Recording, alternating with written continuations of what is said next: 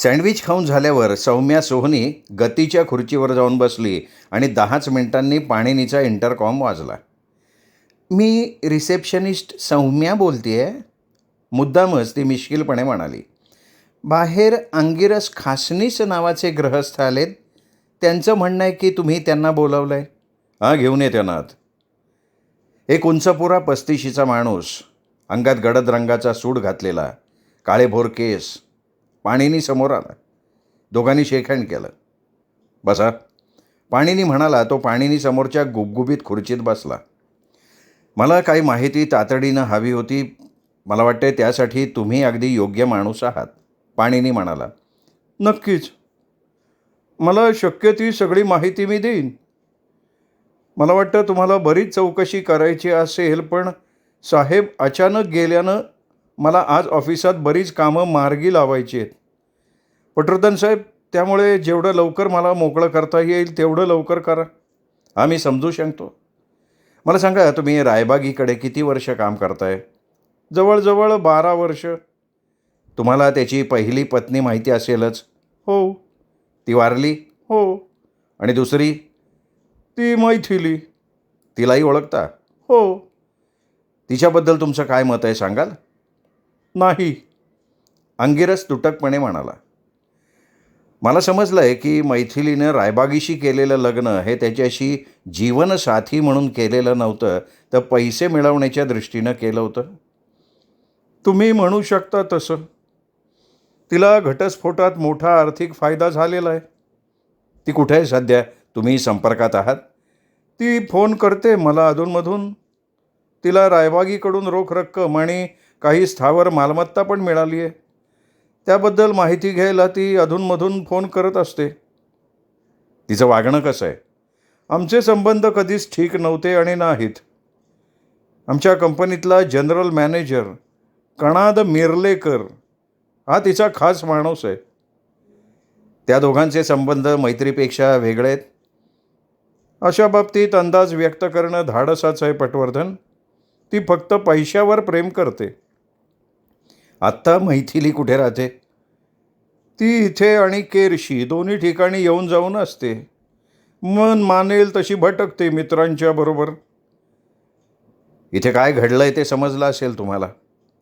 एक बाई इथे येऊन रिव्हॉल्वर असलेली बॅग ठेवून गेली. आलंय कानावर माझ्या. पण तिने मोठा गॉगल घातल्यामुळे तिची ओळख पटवण्यात अडचण आली आहे. तेही समजलंय मला. ही बाई म्हणजे मैथिली असण्याची शक्यता आहे. ती खूप चतुर, युक्तिबाज आणि बिनधास्त आहे. जर ती अशा कृत्यात गुंतली असेल तर तिने ते अत्यंत बारकाव्यानिशी आणि नियोजनबद्ध रीतीने केलेलं असणार. हां, तसंच जमवलं होतं ते. पाणिनी म्हणाला. अंगिरस खासनीसनं काही उत्तर दिलं नाही. तेवढ्यात इंटरकॉम वाजला. बाहेर मालुसरे बाई आल्या, त्यांना आत पाठवू?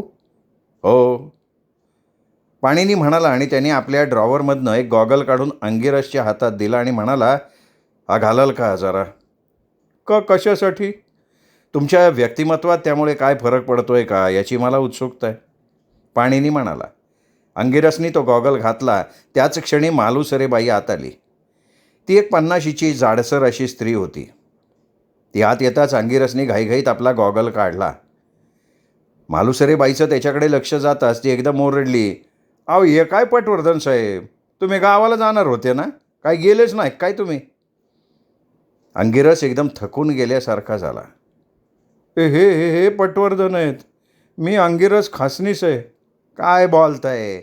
म्हणजे तुम्ही सकाळी मला हे काय? मालुसरेबाई एकदम काडाडली आणि पाणिनी मग त्याच्याकडे बघून काडाडला. आज सकाळी माझ्या या ऑफिसात तुम्ही नेमकं कशासाठी आला होतात आणि माझ्या कपाटाच्या ड्रॉवरमधनं तुम्ही घेतलेल्या रिव्हॉल्वरचं काय झालं ते मला हवं आहे. नंतर मालुसरेबाईकडे वळून पाणिनी म्हणाला, थँक्स, मनापासून आभार. तुमच्याकडे एवढंच काम होतं? बाहेर रिसेप्शनमध्ये माझी सेक्रेटरी आहे सौम्या, तिला भेटा. तुम्ही जी मला मदत केली आहे इथे येऊन त्याचा मोबदला तुम्हाला मिळेल. अंगिरस खासनीसकडे एक तिरस्कारयुक्त कटाक्ष टाकून मालुसरेबाई बाहेर पडली. पाणिनीनी त्याच्याकडे बघून शांतपणे एक सिगरेट पेटवली. त्याला काहीही न विचारता फक्त बघत राहिला. ती शांतता त्याला सहन झाली नाही. माझी फार मोठी चूक झाली आहे पटवर्धन साहेब. रतीला मदत करण्याच्या नादात मी स्वतःला चांगलंच अडकवून घेतलं आहे. खासनीस म्हणाला. त्याचा चेहरा पार पाडला होता. तुमचे आणि रतीचे संबंध कुठल्या थरापर्यंत आहेत नक्की? पाणिनीने त्याला विचारलं. त्याची मान खाली झाली. माझं प्रेम आहे तिच्यावर. कधीपासून? खरं तर ती आमच्या ऑफिसात नोकरीसाठी आली त्या पहिल्या दिवसापासूनच ती माझ्या मनात भरली होती. म्हणजे अगदी पहिल्या नजरेत प्रेम म्हणतात ना तसंच. तिच्याबरोबर डेटिंग? अहो बॉस तिच्यावर प्रेम करत असताना ती संधी मला कशी मिळेल पटवर्धन? पण हे तिच्यावरही अवलंबून होतं ना. नाही, मला नाही वाटत. तिला त्यावेळी माझं प्रेम कळलं असेल असं मला नाही वाटत. आता कळलंय तिला? माहिती नाही. मी तिला थेट शब्दात कधी सांगितलं नाही. पण ती माझ्याशी खूप चांगली वागते. आणि तिने तुम्हाला सांगितलं हँडबॅग आणि रिव्हॉल्व्हरबद्दल? हो, तिनेच. रिव्हॉल्व्हर कुठे असेल याचा अंदाज तुला कसा काय आला? रतीने सांगितलं ना मला. म्हणजे याचा अर्थ असा की तुम्ही इथे येऊन ते घेणार आहात हे तिला माहिती होतं? नाही नाही, अजिबात नाही. तिला थोडीसुद्धा कल्पना नाही आहे हे मी केलं म्हणून. तिने मला काय घडलं ते सांगितलं आणि पुढे काय करायचं असं मला विचारलं. अंगिरस खासनीस म्हणाला. माझ्या ऑफिसात तीच हँडबॅग ठेवून गेली होती असं म्हणाली ना ती तुम्हाला? छे हो. तिने मला ठामपणे सांगितलं की तिची बॅग चोरीला गेली तेव्हा त्यात रिव्हॉल्व्हर नव्हतं. त्यानंतर जेव्हा ती बॅग तुमच्या ऑफिसात सापडली तेव्हा त्यात रिव्हॉल्व्हर होतं. स्वतःला रती रायबागी म्हणवणाऱ्या बाईंनी ते तुमच्या इथे ठेवलं. माझ्या लगेच लक्षात आलं की तिला अडकवण्याचा प्रयत्न झालाय. त्यावेळी तुम्हाला रायबागीचं शव सापडलं नव्हतं? नव्हतं. ठीक आहे, ते रिव्हॉल्व्हर कुठे? कुणाच्याच नजरेला पडणार नाही अशा ठिकाणी येते. तुमच्या लक्षात येतं आहे का? खुनातला मोठा पुरावा आहे तो. मी पोलिसांना सांगितलं आहे की माझ्या कपाटात मी ते ठेवलं होतं आणि इथून ते चोरीला गेलं आहे. मी आता पोलिसांना सांगितलं की ते तू चोरलं आहेस तर पुरावा दडवल्याच्या आरोपाखाली तुला अटक होईल. ते रिव्हॉल्व्हर तातडीने माझ्यासमोर हजर कर. पाणीनी म्हणाला आणि खासनीसने मान डोलावली. आपल्या ऑफिसमध्ये फोन लावला. हॅलो निवेदिता, एक तातडीने काम कर. माझी तिजोरी उघड. त्यात तुला एक खाकी पाकिट दिसेल. त्याच्यावर असं लिहिलेलं आहे की या पाकिटातली वस्तू पाणिनी पटवर्धन यांच्या ऑफिसातून सकाळी 6 वाजता आणण्यात आली आहे. मग तू ते पाकिट घे आणि लगेच पटवर्धनांच्या ऑफिसमध्ये ये. पाकिटावर पत्ता लिहिलेला आहे. मी त्याच ठिकाणी आहे. मी पटवर्धनांच्या बरोबर बसलो आहे. पाकिटावर असा मजकूर लिहायचे कष्ट कशासाठी? मला जर काही झालं तर इतर कोणाला ते मिळू नये आणि रतीने ते केलं आहे असं कोणाला वाटू नये म्हणून. तुम्हाला काही होईल असं का वाटलं? सहज. काय हल्ली पावलोपावली धोका आहे हो जीवनात. तुम्ही जेव्हा रिव्हॉल्व्हर ताब्यात घेतलं तेव्हा त्याच्यावरचा नंबर लिहून ठेवलात? नाही हो. मी का करायला हवं होतं तसं? रतीच्या रिव्हॉल्व्हरच्या जागी कोणी खुनात वापरलेली रिव्हॉल्व्हर ठेवणार नाही याची काळजी घेण्यासाठी. नाही नाही, मी नाही केलं तसं. पण मी ते टिश्यू पेपरमध्ये गुंडाळलं. नंतर एका जाड खाकी पाकिटात टाकलं आणि ते पाकिट सील केलं. लक्षात घे, रायबागीचा खून 2 गोळ्या झाडून केला गेलाय. घराचं दार किंवा खिडकी तोडून कोणी आल्याचं आढळलेलं नाही आहे. साहजिकच पोलीस असा निष्कर्ष काढतील की ज्याने खून केलाय तो किल्लीने दार उघडून आत आलाय. मला समजल्यानुसार घराच्या 2 किल्ल्या होत्या. एक ऑफिसमध्ये इमर्जन्सी म्हणून ठेवली होती आणि एक रतीकडे. मला सांग, आणखीन एखादा सेट मैथिलीकडे असायची शक्यता आहे का? नाही. तिने तिच्याकडची किल्ली घटस्फोटाच्या वेळी परत केली रायबागीला, एक खवचट पत्र लिहून. मला ते पत्र रायबागीने दाखवलेलं होतं. मैथिलीची घटस्फोटाच्या वेळेची तडजोड कोणी केली? केरशीमधल्या वकिलाने? नाही, रायबागीनी स्वतः. तो त्या बाबतीत एकदम तयारीचा माणूस आहे, म्हणजे होता. आपला मगाशी एक विषय अर्धवट राहिला आहे. समजा रतीच्या रिव्हॉल्वरनं खून झाला नसेल, पण तू माझ्या ऑफिसातून तिचं रिव्हॉल्वर घेऊन जेव्हा तुझ्या ऑफिसातल्या तिजोरीत ठेवलंस, तिथून कोणीतरी ते बदलून त्या जागी खुनात वापरलेलं रिव्हॉल्वर ठेवलं असेल, तर काय अवस्था होईल याचा विचार कर. पाणिनी म्हणाला. आता अंगिरस खासनीसच्या चेहऱ्यावर भीती स्पष्ट दिसायला लागली. अहो, तुम्ही फारच नकारात्मक विचार करताय हो. हे बघा, एकतर माझ्या तिजोरीपर्यंत कोणी पोचायची शक्यता नाही आहे. शिवाय मी ते खाकी पाकिटात घालून सील करून त्याच्यावर माझी सही करून ठेवली आहे. हे सगळं जसंच्या तसं ठेवून फक्त आतलं रिव्हॉल्वर कसं काय बदलता येईल? पाणिनी काहीतरी बोलणार होता, एवढ्यात त्याचा फोन वाजला. ॲडव्होकेट भोपटकर होता. पटवर्धन, मगाशी आपला फोन झाला तेव्हा तुम्ही मला विचारलं की मी जे काही सांगतोय ते रायबागीशी बोलूनच सांगतोय ना? बरोबर आहे. बरं, मग मी त्याच्याशी बोलूनच तुम्हाला सांगतोय अशीच माझी प्रतिक्रिया असेल हे तुम्हाला माहिती होतं. तुम्ही खोटं बोलाल याची मला कल्पना नव्हती. तुम्ही मला सापळ्यात अडकवलं आहे पटवर्धन. मी खरं तर दुसऱ्या कामासाठी फोन केला होता आत्ता, पण माझ्याशी असा खेळ केलेला मला आवडत नाही. हे बघा, तुम्हाला आवडतं का नाही आवडत हा माझा विषय नाही आहे, पण वेगळ्या कुठल्या कामासाठी फोन केला आत्ता हेच सांगायला. मैथिली रायबागीनं मला फोन करून सांगितलं आहे की मी तिचं वकीलपत्र घ्यावं.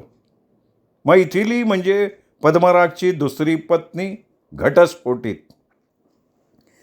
कुठल्या विषयात तुम्ही तिचं वकीलपत्र घेणार आहात? रायबागीच्या प्रॉपर्टी वाटणीबद्दल सर्व. घटस्फोट होण्यापूर्वी प्रॉपर्टी वाटणीविषयी तडजोड झालेली नव्हती? तुम्ही चांगले जाणते वकील आहात पटवर्धन. तुम्हाला माहिती असायला हवं की जेव्हा एखाद्याचा खून होतो तेव्हा त्याचा खून करणाऱ्या व्यक्तीला मृताच्या मिळकतीमध्ये काहीही हक्क राहत नाही. अच्छा अच्छा अच्छा अच्छा, म्हणजे रती खुनी आहे असं तू सिद्ध करणार आहेस तर? मी शांत बसून राहणार आहे. पोलिसांनाच काय ते सिद्ध करू दे. मी मैथिलीचा वकील आहे. त्यात अनैतिक असं काही नाही आहे. कायदासुद्धा मला अडवू शकत नाही. मी फक्त तुमच्या माहितीसाठी हे सगळं सांगितलं. ठीक आहे, कळलं मला. रायबागी मेला आहे हे न सांगून तुम्ही माझ्याशी खेळी खेळलात ती बिलकुल आवडलेली नाही मला. मला तुझा प्रामाणिकपणा बघायचा होता. झालं, समाधान झालं तुमचं? 100%. पाणिनी म्हणाला आणि त्यांनी फोन बंद केला. भोपटकरचा फोन होता. तो मैथिलीला वकील म्हणून राहतोय. खासनीसकडे वळून पाणिनी म्हणाला, मला त्याबद्दल थोडंसुद्धा आश्चर्य नाही वाटत. अर्थात माझ्या म्हणण्याला पुष्टी देणारा पुरावा नाही आहे माझ्याकडे. अंगिरस खासनीस म्हणाला. पुरावा नसला तरी काहीतरी कारण असेल, तू असं म्हणतोयस त्याला? हा भोपटकर कधीच विश्वासार्ह नव्हता. तरीही पद्मरागने त्याच्यावर फार भरवसा ठेवला. अर्थात त्याच्यात त्याची चूक नाही आहे. मध्यंतरी तो जेव्हा बऱ्याच काळासाठी परगावी होता तेव्हा एक कायदेशीर पेच निर्माण झाला होता. तेव्हा कणाद मिर्लेकरनी पहिल्यांदा भोपटकरला आणलं. त्यानंतर त्यांनी सगळ्या गोष्टींचा ताबा घेतला. कणाद मिर्लेकर कोण आहे हा? तुम्ही माझ्याकडनं सगळं काढून घेताय पटवर्धन. रतीला मदत करायची आहे ना तुला? माझी ती आशील आहे आणि मलाही तिला मदतच करायची आहे. पण त्यासाठी मला माहिती लागणार आणि तुझ्याशिवाय दुसरा योग्य माणूस नाही आहे. हा मिर्लेकर आहे ना, हा माझा बॉस आहे. म्हणजे पद्मरागनंतर कंपनीत त्याचाच अधिकार आहे. आता पद्मराग गेल्यामुळे मिर्लेकरकडे सगळं काही आलं आहे. या पद्मरागचा धंदा म्हणजे कंपनी आहे का? नाही, खाजगी फर्म आहे, प्रोप्रायटरी. तर मग कोर्टाच्या आदेशाशिवाय कोणीही बाहेरचा माणूस मालकाचे अधिकार नाही घेऊ शकत. ते ठीक आहे हो, पण हा मिर्लेकर अतिशय धूर्त हुशार माणूस आहे. जबाबदारी स्वीकारणारा आहे, धाडसी आहे. शिवाय त्याला पद्मरागच्या धंद्याची तथ्यंभूत माहितीसुद्धा आहे. अरे माहिती तर तुला सुद्धा आहे नाही का? बऱ्यापैकी आहे. अगदी त्याच्या एवढी नसली तरी. आपण पुन्हा भोपटकरकडे वळू. तुझं काय मत आहे त्याच्याबद्दल? त्याआधी मी तुम्हाला विचारतो, तुम्ही त्याच्या सेक्रेटरीला, त्या सुज्ञा पालकरला भेटलाय? हा भेटलोय. तिचं काय? ती कणाद मिर्लेकरची खास मैत्रीण आहे. अरे मला वाटत होतं भोपटकर आणि तिचं लफडं असेल. मी तुम्हाला सांगितलं ना, त्यानुसार फर्ममधले लहान मोठे कायदेशीर पेच स्वतः पद्मराग हाताळायचा.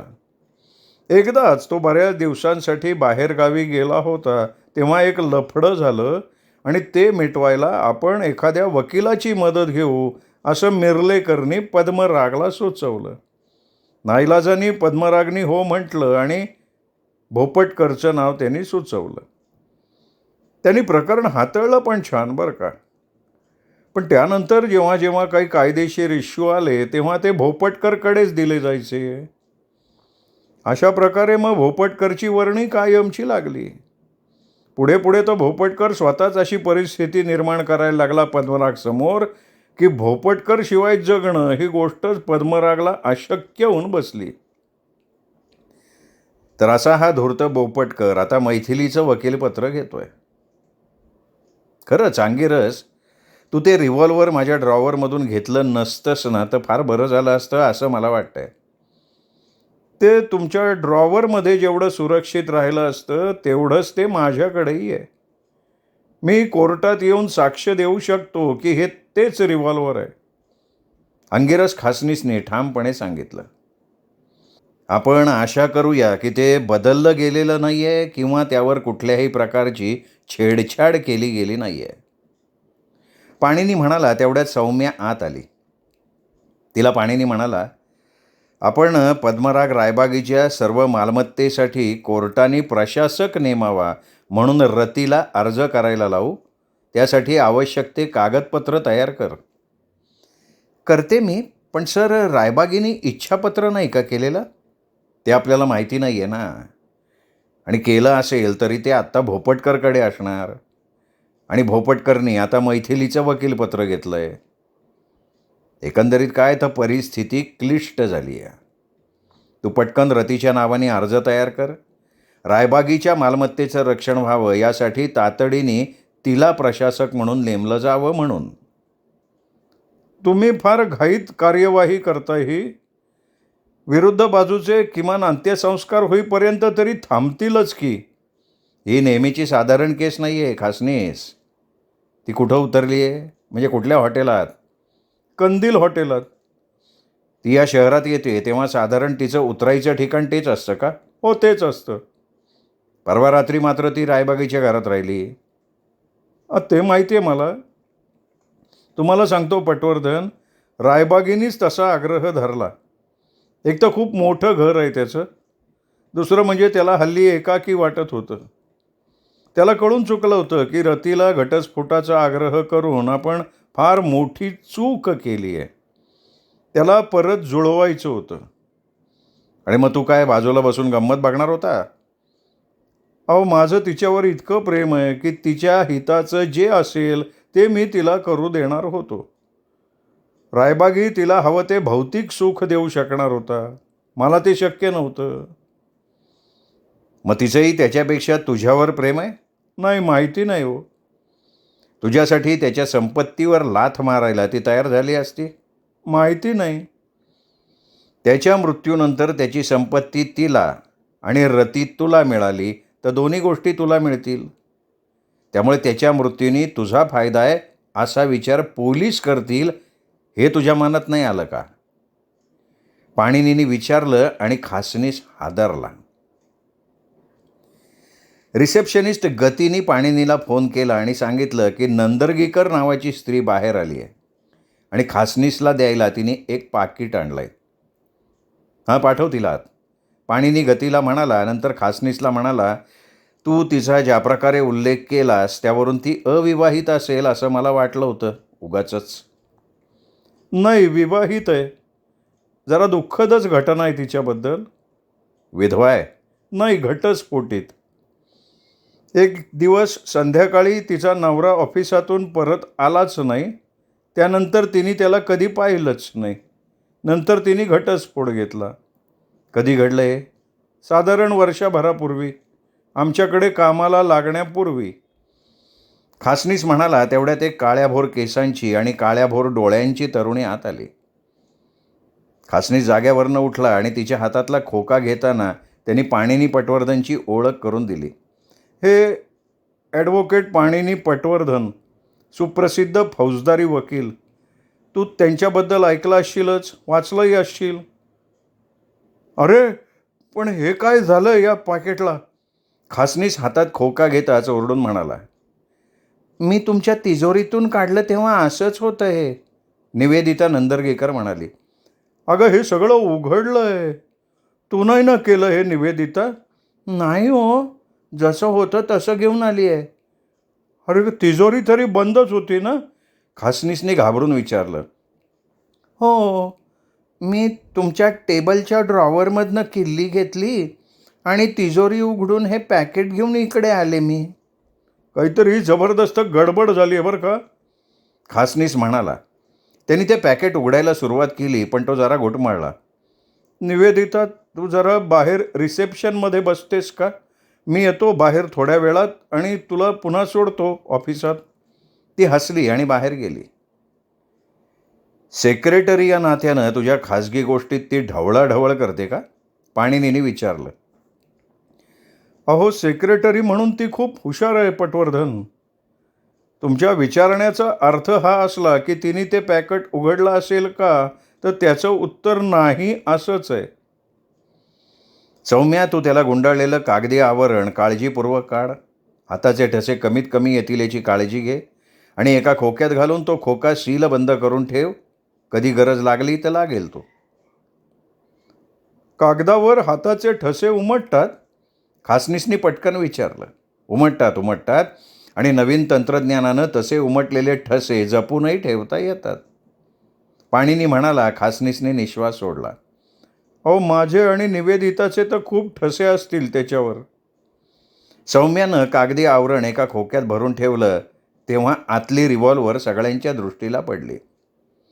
पाणिनीनी पेन्सिल रिव्हॉल्वरच्या नळीत घातली, ती उचलली आणि टेबलच्या ड्रॉवरमध्ये टाकली. आपण आता तारकरला फोन करू आणि सांगू की जे रिव्हॉल्वर हरवल्याचं मी सांगितलं होतं ना त्याला, ते आता माझ्याकडे परत आलंय. सांगितलं होतं या भूतकाळातल्या शब्दामध्ये बराच कालावधी गेलाय. अगदी बरोबर आहे. हे बघ, त्याला फोन कर आणि हेच शब्द वापर, पाणिनी म्हणाला. आणि खासनीस, इथे तारकर लवकरच हजर होईल. ते रिव्हॉल्वर ताब्यात घ्यायला तो टपलेला असेल. तो येईल तेव्हा तू इथे नसलेलं बरं. तुम्ही मला या लफड्यात संरक्षण देणार असाल ना? अजिबात नाही, अजिबात नाही. मी माझ्या अशिलाला संरक्षण देणार आहे, त्यानंतर स्वतःला वाचवणार. तूच हे लफडं निर्माण केलं आहेस, आता निस्तरहित तूच, पाणिनी म्हणाला. श्रोते हो, हा होता आजचा भाग अभय बापट लिखित मर्डर वेपन या कादंबरीचा. पुढचा भाग ऐकूयात उद्या दीपक रेगे कथाकथन चॅनलवर. तोपर्यंत नमस्कार.